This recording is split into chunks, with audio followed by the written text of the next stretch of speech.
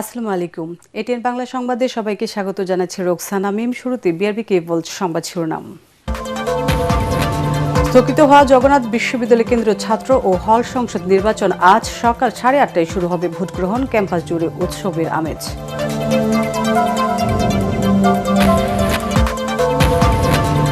RAB এবং পুলিশের বিরুদ্ধে গুমের অভিযোগ সবচেয়ে বেশি অভিযোগ রয়েছে ডিবি, সিটিটিসি, ডিজিএফআই ও এনএসআই এর বিরুদ্ধেও। গুম কমিশন আয়নাঘরগুলোকে জাদুঘরে রূপান্তরের সুপারিশ। প্রার্থিতা ফিরে পেতে সোমবার 42 জনের আপিল। এখন পর্যন্ত নির্বাচনের পরিবেশে সন্তুষ্ট সিএসসি। ভোট বানচালে ষড়যন্ত্র প্রতিহতের হুঁশিয়ারি স্বরাষ্ট্র উপদেষ্টার। তারেক রহমানের সঙ্গে বাম গণতান্ত্রিক জোটের শীর্ষ নেতাদের সাক্ষাৎ। খালেদা জিয়ার মৃত্যুতে শীর্ষ 17 ব্যবসায়ী সংগঠনের দোয়া ও স্মরণ সভা।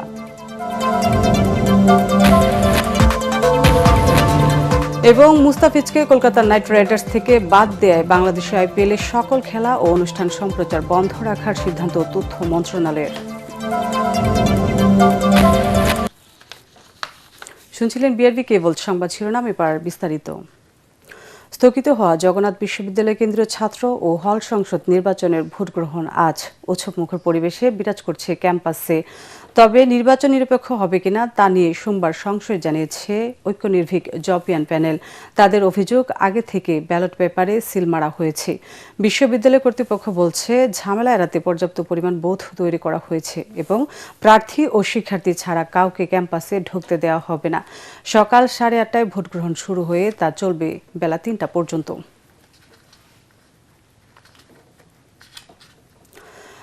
বিগত 16 বছরের র্যাব ও পুলিশের বিরুদ্ধে গুমের অভিযোগ সবচেয়ে বেশি বলে মন্তব্য করেছেন গুম সংক্রান্ত commission of ইনকোয়ারির chairman Moinul Islam Chowdhury. গুলশানে কমিশন অফিসে এক সংবাদ সম্মেলনে তিনি বলেন, ডিবি, সিটিটিসি ও ডিজিএফআই ও এনএসআই এর মতো সংস্থাও গুম ও খুনের অভিযোগ থেকে মুক্ত নয়। দেশে বলপূর্বক গুম ও মানবাধিকার লঙ্ঘনের অবসান ঘটাতে কমিশন আর্মড পুলিশ ব্যাটালিয়ন আইন 2003 এর 13 ধারা বাতিল সহ র্যাব বিলুপ্তি ও আয়না ঘরগুলোকে জাদুঘরে রূপান্তরের পরামর্শ দিয়েছে গুম কমিশন। বিস্তারিত জানাচ্ছেন সৈয়দ রিয়াজ। গুম সংক্রান্ত কমিশন রোববার প্রধান উপদেষ্টা ডক্টর মোহাম্মদ ইউনূসের কাছে তাদের চূড়ান্ত প্রতিবেদন জমা দেন। এ উপলক্ষে রাজধানীতে আয়োজিত এক সংবাদ সম্মেলনে কমিশনের চেয়ারম্যান বলেন, 2009 সালের 6 জানুয়ারি থেকে 24-এর 25 আগস্ট পর্যন্ত 16 বছরে গুমের পিছনে রাজনৈতিক উদ্দেশ্য ছিল। এ সময়ের মধ্যে গুমের শিকার 765 জনের মধ্যে বিএনপি ও এর অঙ্গ সংগঠনের নেতাকর্মীরা 34% বেশি। জামাত শিবিরের নেতাকর্মীদের মধ্যে 4.9% এবং তৎকালীন সরকারি দল ও এর অঙ্গ সংগঠন যুবলীগের গুম হওয়া 11 জন নেতাকর্মীরও কোনো সন্ধান পাওয়া যায়নি। কমিশনে দাখিলকৃত 1913টি অভিযোগের মধ্য হতে একাধিকবার দায়েরকৃত 231টি অভিযোগ এবং যাচাই বাছাই অন্তে প্রাথমিক ইনকোয়ারির পর গুমের সংজ্ঞার বহির্ভূত বিবেচনায় 113টি অভিযোগ বাতিল করা হয়। সংবাদ সম্মেলনে জানানো হয়, 25% গুমের সাথে জড়িত র্যাব, এরপরে পুলিশের অবস্থান। এছাড়াও গুমের অভিযোগ রয়েছে অন্যান্য গোয়েন্দা সংস্থার বিরুদ্ধে।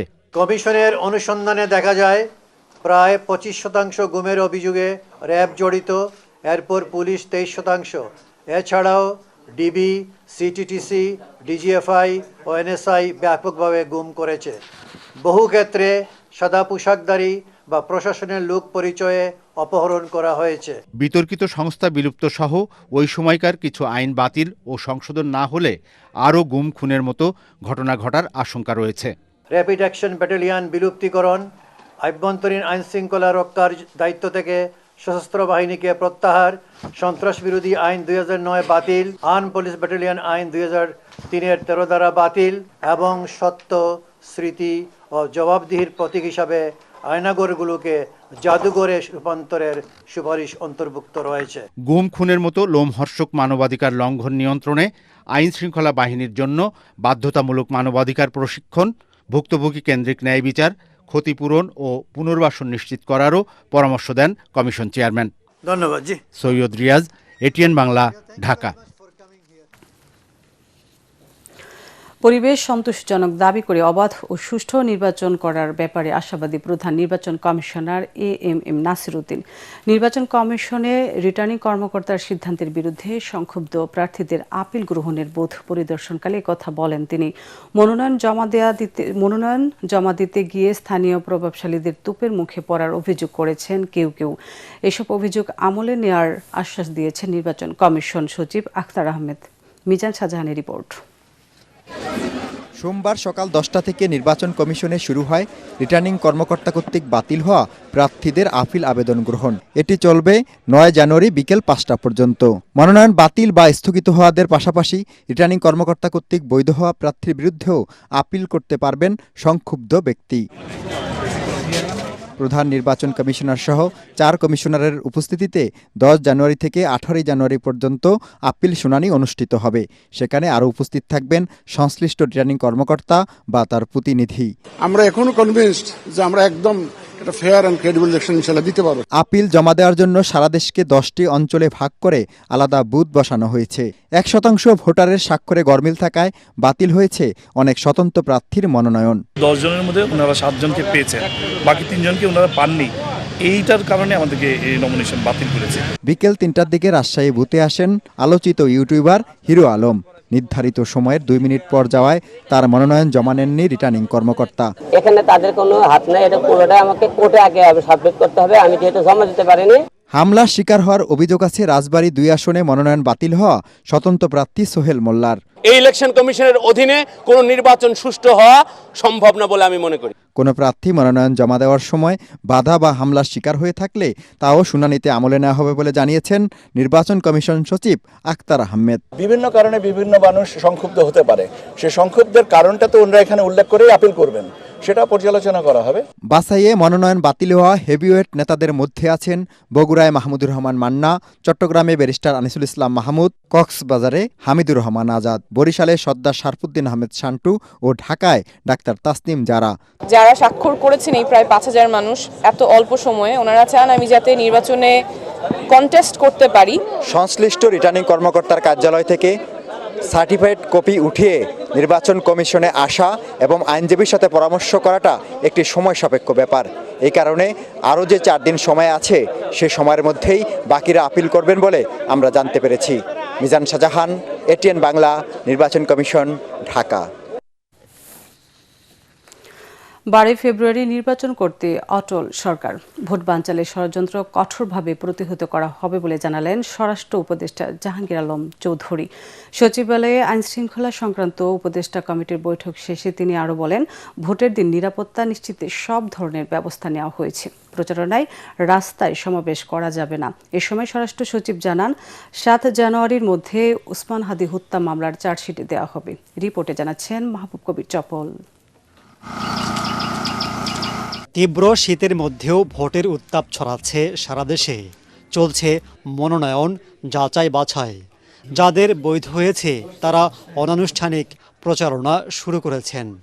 এত কিছুর পরও 12 ফেব্রুয়ারি ভোট হবে কিনা তা নিয়ে সংশয় আছে অনেকের। সরকারও মনে করছে ভোট বানচালের ষড়যন্ত্র চলছে।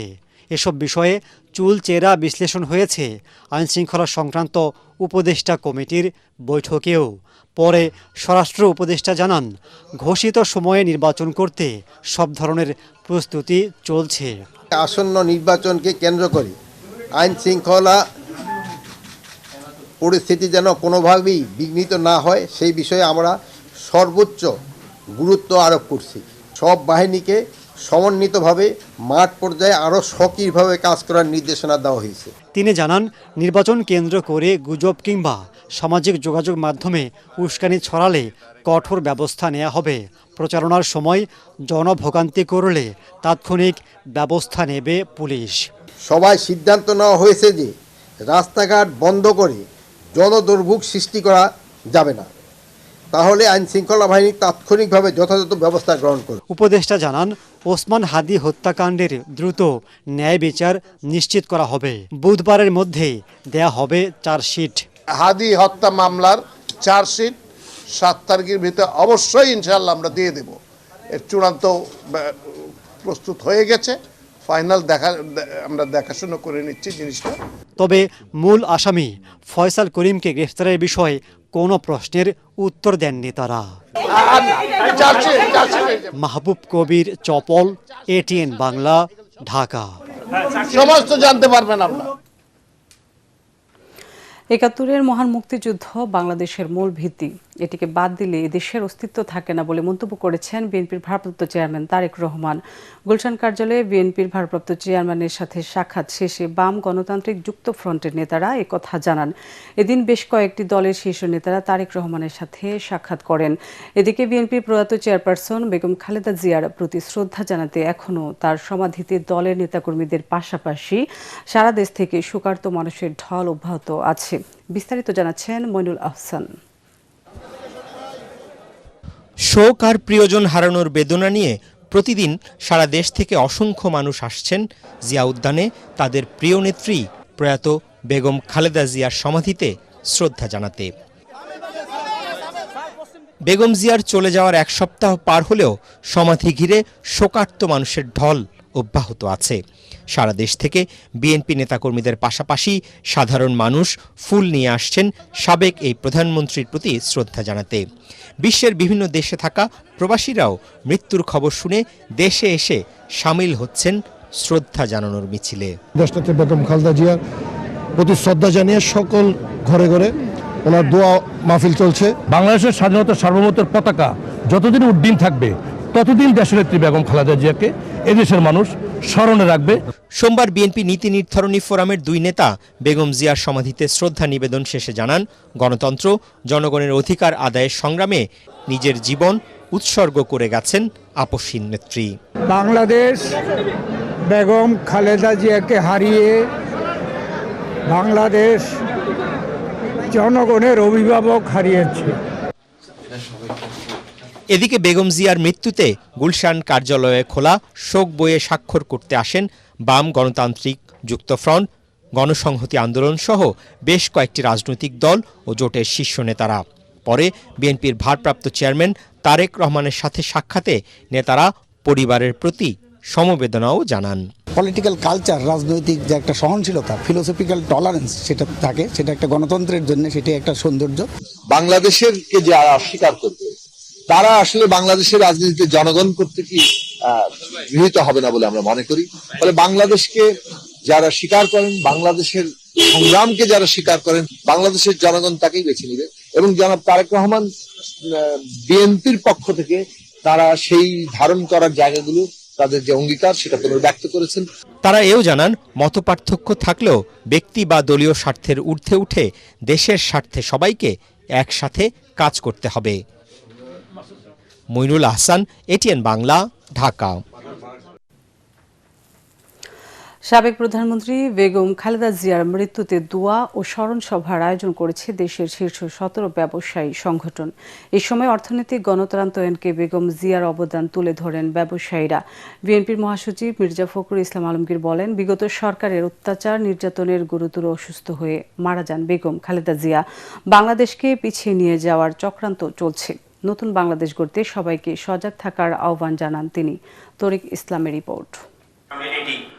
সাবেক 3 বারের প্রধানমন্ত্রী ও বিএনপি চেয়ারপারসন বেগম খালেদা জিয়ার মৃত্যুতে স্মরণসভা ও দোয়া মাহফিলের আয়োজন করে international chamber of commerce ICC। অনুষ্ঠানে অংশ নেয় দেশের শীর্ষ ব্যবসায়ী সংগঠনের নেতারা। এই সময় দেশের সামগ্রিক অর্থনৈতিক উন্নয়নে বিএনপি চেয়ারপারসন বেগম খালেদা জিয়ার অবদান স্মরণ করেন ব্যবসায়ীরা। বাংলাদেশের পোশাক শিল্পের যে প্রসার, সেটাই বিএনপির দায়িত্বকালেই কিন্তু শুরুটা হয়েছিল। ওনার পরিবারের প্রতি আমাদের যে আমরা ঋণী, যিনি বাংলাদেশের গণতন্ত্র, জাতীয় উন্নয়ন এবং জনগণের অধিকার প্রতিষ্ঠার আন্দোলনে এক গুরুত্বপূর্ণ ভূমিকা রেখে গেছেন। দেশের অর্থনৈতিক উন্নয়ন ও দেশের অর্থনীতিকে গণতান্ত্রিক করতে বেগম খালেদা জিয়া কাজ করেছেন বলে জানান বিএনপির সিনিয়র নেতারা। এদেশে মুক্তবাজার অর্থনীতি যেটা সূচনা করেছিলেন শহীদ প্রেসিডেন্ট জিয়া রহমান, এটা পরবর্তীতে সামনের দিকে এগিয়ে নিয়ে গিয়েছিলেন বেগম খালেদা জিয়া। এই দেশ কোথায় যাবে, কোন দিকে, কোন ডিরেকশনে যাবে, 31 দফার সংস্কার করে গেছে। আর বিএনপি মহাসচিব মির্জা ফখরুল ইসলাম আলমগীর বলেন, বাংলাদেশকে পিছিয়ে নিয়ে যাওয়ার চক্রান্ত চলছে। বেগম জিয়ার রেখে যাওয়া কাজ সমাপ্ত করতে হবে বলেও জানান তিনি। তিনি কষ্ট করেছেন, জেলে গেছেন, শেষ মুহূর্তে তিনি যখন মিথ্যা মামলায় সাজাপ্রাপ্ত হয়ে জেলে যান তখন তিনি সুস্থ ছিলেন। 2 বছর বিনা চিকিৎসা রাখা হয়েছে, যার ফলে তিনি অসুস্থ হন। সেই অসুস্থই আজকে থেকে এই পরিণতিতে নিয়ে গেছে। স্মরণ সভা শেষে বেগম খালেদা জিয়া ও তার পরিবারের জন্য বিশেষ দোয়া ও মোনাজাত অনুষ্ঠিত হয়। তরিক ইসলাম, এটিএন বাংলা, ঢাকা। ভারতীয় আধিপত্যবাদ ও দেশে সন্ত্রাস, দুর্নীতি ও লুটতরাজদের বিরুদ্ধে ইনসাফ ভিত্তিক বাংলাদেশ গড়ার কথা জানিয়েছেন জাতীয় নাগরিক পার্টি এনসিপির মুখ্য সমন্বয়ক নাসির উদ্দিন পাটোয়ারি। ওসমান হাদির হত্যার বিচার ও খুনিদের গ্রেফতারের দাবিতে ঢাকা বিশ্ববিদ্যালয়ের রাজু ভাস্কর্যের সামনে গতকাল বিক্ষোভ কর্মসূচিতে তিনি কথা বলেন। এ সময় নাসির উদ্দিন পাটোয়ারি অভিযোগ করেন, আসন্ন জাতীয় সংসদ নির্বাচন ঘিরে আইন শৃঙ্খলা বাহিনীর আচরণ প্রশ্নবিদ্ধ। বিএনপি আওয়ামী লীগের দেখানো ফ্যাসিবাদের পথে হাঁটছে বলে অভিযোগ করেন তিনি।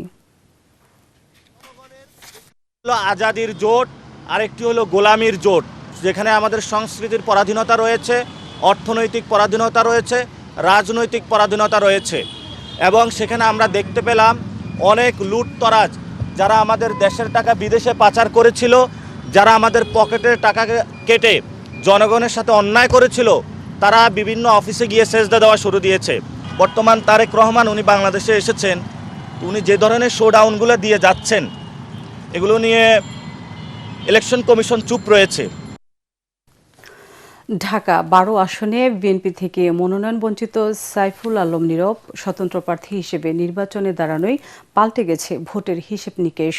রাজধানীর গুরুত্বপূর্ণ এই আসন ঘিরে তৈরি হয়েছে নতুন সমীকরণ। এই আসনে আরও লড়ছেন বিএনপি মনোনীত জোট প্রার্থী সাইফুল হক এবং জামাতের প্রার্থী সাইফুল আলম খান মিলন। ভোটারদের সাথে কথা বলে জানা গেছে যোগ্য প্রার্থীকে তারা বেছে নেবেন। সালাম স্টিল ভোটের গাড়ি নিয়ে এই নির্বাচনী এলাকার মানুষের সাথে কথা বলে রিপোর্ট করছেন সাজ্জাদ জাহান। রাজধানীর তেজগাঁও শিল্পাঞ্চল, হাতিরঝিল ও শেরেবাংলা নগর থানার একাংশ নিয়ে সংসদীয় আসন ঢাকা 12। এই আসনে বিএনপি সমর্থিত প্রার্থী বিপ্লবী ওয়ার্কার্স পার্টির সাইফুল হক বলেন, নির্বাচিত হলে এলাকার কাঙ্ক্ষিত উন্নয়ন বাস্তবায়নে সকল পক্ষকে নিয়ে কাজ করবেন, যানজট ও আইনশৃঙ্খলা পরিস্থিতির উন্নয়নে যথাযথ চেষ্টা করবেন।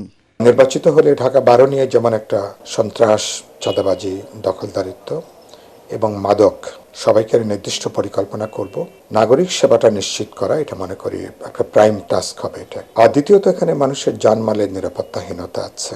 এই আসনে বিএনপির মনোনয়ন বঞ্চিত স্বতন্ত্র প্রার্থী সাইফুল আলম নীরব জানান, তার এলাকায় চাঁদাবাজদের কোনো ঠাঁই হবে না। আইন শৃঙ্খলা রক্ষাকারী বাহিনীকে নিয়ে জিরো টলারেন্স নীতি বাস্তবায়নের প্রতিশ্রুতি দেন তিনি। জনগণ যদি আমাকে আগামী নির্বাচনে ভোট দিয়ে তাদের সেবা করার সুযোগ দেন, ঢাকা 12 এলাকায় চাঁদাবাজ, মাদক এবং সন্ত্রাস, নতুন করে যে সৃষ্টি হয়েছে কিশোর গ্যাং, এর অস্তিত্ব ঢাকা 12 এলাকায় ইনশাল্লাহ থাকতে দেওয়া হবে না। অন্যদিকে জামায়াতের প্রার্থী সাইফুল আলম খান মিলন আশা করেন, সুষ্ঠু নির্বাচনের মাধ্যমে জনগণ যোগ্য প্রার্থীকে বেছে নেবেন। দুর্নীতি ও চাঁদাবাজিকে আমরা লাল কার্ড দেখাতে চাই। আপনারা জানেন যে কদিন আগে কারণ বাজারে ব্যবসায়ীদের উপরে হামলা হয়েছে, আমাদের মহাখালী বাস স্ট্যান্ডে চাঁদাবাজি হচ্ছে, শিল্পাঞ্চলে হচ্ছে, হাতিঝিলের সার্কেল বাসে হচ্ছে। তো এগুলা বন্ধ করা আমার প্রধান অন্যতম অঙ্গীকার হবে। এই আসনে 3,33,000 ভোটার অপেক্ষায় আছেন যোগ্য প্রার্থী নির্বাচনে। তাদের দাবি, কারওয়ান বাজার ও তেজগাঁও ট্রাক স্ট্যান্ড অন্যত্র সরিয়ে নিয়ে যানজট নিরসনে ভূমিকা রাখবেন নির্বাচিত সংসদ সদস্য। সাজ্জাদ জাহান, এটিএন বাংলা, ঢাকা। কুমিল্লা সদর 6 আসন থেকে সংসদ নির্বাচনের খবর জানাচ্ছেন সহকর্মী মনির হোসেন তপু। সালাম স্টিল ভোটের গাড়ি নিয়ে আমি এখন আছি কুমিল্লার প্রাণকেন্দ্র, যেটি সদর আসন, এবং এখানে যে কুমিল্লা যে সিটি কর্পোরেশন একই সাথে ক্যান্টনমেন্ট নিয়ে গঠিত কুমিল্লা 6 আসনে এখন বর্তমানে রয়েছি টমসন ব্রিজ এলাকায়। সবচেয়ে বড় চমক রয়েছে সেটি বিএনপির পক্ষ থেকে যে ধানের শীষে মনোনীত একজন প্রার্থী রয়েছেন মনিরুল হক চৌধুরী, তার সাথে এখানে তার দলেরই বিএনপি চেয়ারপারসনের উপদেষ্টা এবং জেলা বিএনপির সাবেক সভাপতি তিনি এখানে স্বতন্ত্র প্রার্থী হিসেবে লড়ছেন। তবে এই দুজনের মধ্যে ভোট ভাগাভাগি হওয়ার সম্ভাবনা রয়েছে বলছেন ভোটাররা। তবে এদিকে জামাতসহ অন্যান্য যারা প্রার্থী রয়েছেন তারা দাবি করছেন যে তারাও ভোটারদের মন জয় করে বিজয়ের বিষয়ে শতভাগ আশাবাদী। সালাম স্টিল ভোটের গাড়ি নিয়ে কুমিল্লা ৬ আসন থেকে এই ছিল আমার কাছে সবশেষ খবর। বাংলাদেশে আইপিএলের সকল খেলা ও অনুষ্ঠান সম্প্রচার বন্ধ রাখার সিদ্ধান্ত নিয়েছে সরকার। এ বিষয়ে প্রয়োজনীয় নির্দেশ দিয়ে প্রজ্ঞাপন জারি করেছে তথ্য ও সম্প্রচার মন্ত্রণালয়। আগামী ২৬ মার্চ থেকে আইপিএল শুরু হওয়ার কথা। ভারতীয় ক্রিকেট বোর্ডের নির্দেশে বাংলাদেশের তারকা ক্রিকেটার মুস্তাফিজুর রহমানকে কলকাতা নাইট রাইডার্স দল থেকে বাদ দেয় দুদেশ এখন মুখোমুখি অবস্থানে। পরাগ মানের রিপোর্ট। আসন্ন ইন্ডিয়ান প্রিমিয়ার লিগ আইপিএল থেকে বাংলাদেশ ক্রিকেট দলের পেসার মুস্তাফিজুর রহমানকে অহেতুক বাদ দেওয়ার কারণে ভারতের সমালোচনা মুখর সবাই। মুস্তাফিজ ইস্যুর জের ধরে গতকালই বাংলাদেশ ক্রিকেট বোর্ড জানিয়েছিল টি-20 বিশ্বকাপে অংশ নিতে ভারত যাবে না। ম্যাচগুলো অন্য কোথাও সরানোর জন্য আইসিসির কাছে আবেদন করেছে বিসিবি। এমন সাহসী সিদ্ধান্তে অবাক ভারতীয় গণমাধ্যম থেকে সাধারণ মানুষ। এবার আরও বড় সিদ্ধান্ত নিয়েছে বাংলাদেশ তথ্য ও সম্প্রচার মন্ত্রণালয়। পরবর্তী নির্দেশ না দেয়া পর্যন্ত আইপিএল খেলা এবং খেলাকেন্দ্রিক সকল অনুষ্ঠান সম্প্রচার বন্ধ রাখার নির্দেশ দিয়েছে তারা। আমরা তো দুদেশের ক্রিকেট তো এটা বাইল্যাটারাল সিরিজ যেগুলো হবে, বিশ্বকাপে খেলা হবে, এগুলো একটা ব্যাপার, আর বিশ্বকাপে খেলতে যাওয়া আর সিকিউরিটি আরেকটা ব্যাপার। সো আমরা আপাতত বিশ্বকাপের যে ব্যাপারটা আছে সেটা নিয়ে আমরা চিন্তা করছি। আমরা তো জানি না কি ফিডব্যাক আসবে, তবে আমরা যে ক্লজগুলো দিয়েছি সেগুলো উইদিন দি এমপিওর মধ্যেই আছে। 2016 সালে আইপিএলে অভিষেক হয় মুস্তাফিজের। অভিষেক মৌসুমে 16 ম্যাচে 17 উইকেট নিয়ে সানরাইজার্স হায়দ্রাবাদের শিরোপা জয়ে ভূমিকা রাখেন তিনি।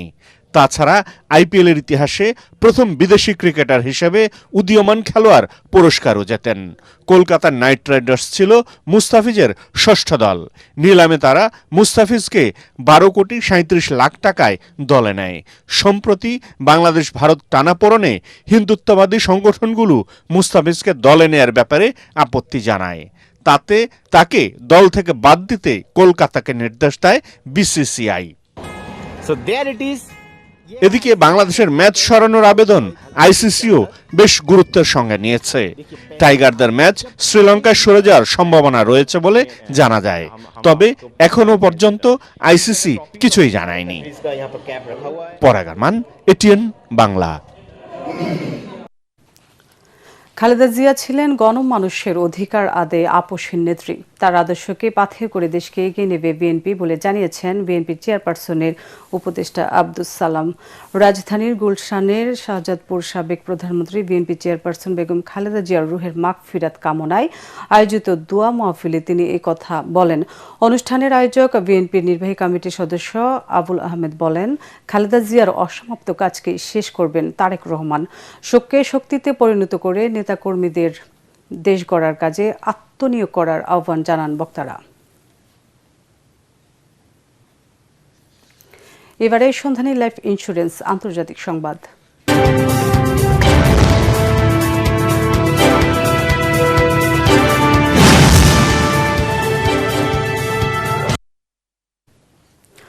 ভেনেজুয়েলার প্রেসিডেন্ট নিকোলাস মাদুরোকে আটক করতে যুক্তরাষ্ট্রের হামলায় পর্যন্ত অন্তত 80 জন নিহতের খবর পাওয়া গেছে। সংবাদ মাধ্যম নিউ ইয়র্ক টাইমস ভেনেজুয়েলার এক উচ্চপদস্থ কর্মকর্তার বরাতে জানিয়েছে, নিহতের সংখ্যা বেড়ে এখন 80-তে দাঁড়িয়েছে। নিহতের মধ্যে সেনারা পাশাপাশি বেসামরিক মানুষও আছেন। গত শনিবার মধ্যরাতে দেশটির রাজধানী কারাকাস সহ বিভিন্ন জায়গায় হামলা চালায় মার্কিন সেনারা। মাদুরোকে আটকের সময় ভেনেজুয়েলার বিভিন্ন সামরিক ঘাঁটিতে ব্যাপক বোমা হামলা চালায় মার্কিন বিমান বাহিনী। ভেনেজুয়েলার ভারপ্রাপ্ত প্রেসিডেন্ট দেসলি রদ্রিগেজ জানিয়েছেন, নিকোলাস মাদুরোকে যুক্তরাষ্ট্রের আটকের ঘটনায় ইহুদিবাদীরা পরোক্ষভাবে কাজ করেছে। এদিকে ভেনেজুয়েলার প্রেসিডেন্ট নিকোলাস মাদুরোকে আটকের সময় কিউবার সশস্ত্র বাহিনী ও গোয়েন্দা সংস্থা যোদ্ধা সহ 32 জনকে হত্যা করেছে যুক্তরাষ্ট্র। স্থানীয় সময় সোমবার এই তথ্য জানিয়েছে কিউবা। এই ঘটনায় কিউবা দুদিনের রাষ্ট্রীয় শোক ঘোষণা করেছে। এবার খেলার খবর।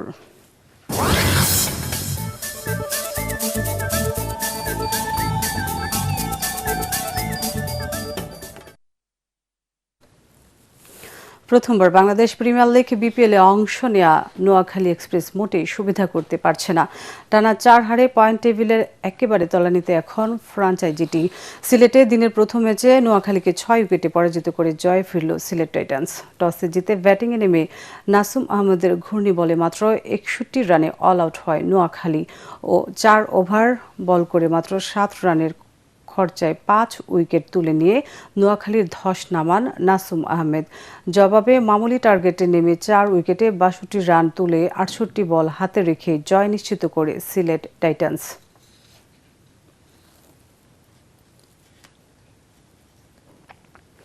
শেষ করার আগে বিআরবি কেবলস সংবাদ শিরোনামগুলো আরেকবার। স্থগিত হওয়া জগন্নাথ বিশ্ববিদ্যালয় কেন্দ্রীয় ছাত্র ও হল সংসদ নির্বাচন আজ সকাল 8:30টায় শুরু হবে ভোট গ্রহণ। ক্যাম্পাস জুড়ে উৎসবের আমেজ।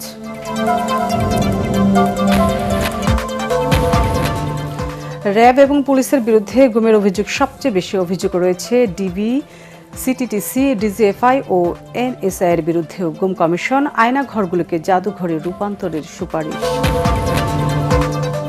প্রার্থিতা ফিরে পেতে সোমবার 42 জনের আপিল। এখন পর্যন্ত নির্বাচনে পরিবেশে সন্তুষ্ট সিএসি। ভোট বানচালের ষড়যন্ত্র প্রতিহতের হুঁশিয়ারি স্বরাষ্ট্র উপদেষ্টার। তারেক রহমানের সঙ্গে বাম গণতান্ত্রিক জোটের শীর্ষ নেতাদের সাক্ষাৎ। খালেদা জিয়ার মৃত্যুতে শীর্ষ 17 ব্যবসায়ী সংগঠনের দোয়া ও স্মরণ সভা।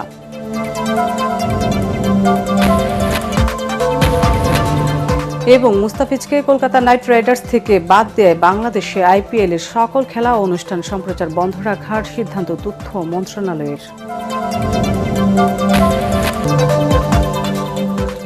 পরবর্তী সংবাদ দেখার আমন্ত্রণ জানিয়ে এখনকার মতো শেষ করছি এটিএন বাংলা সংবাদ। ইউটিউবে দেখতে ব্রাউজ করুন youtube/ATN বাংলা নিউজ। এতক্ষণ সাথে থাকার জন্য ধন্যবাদ।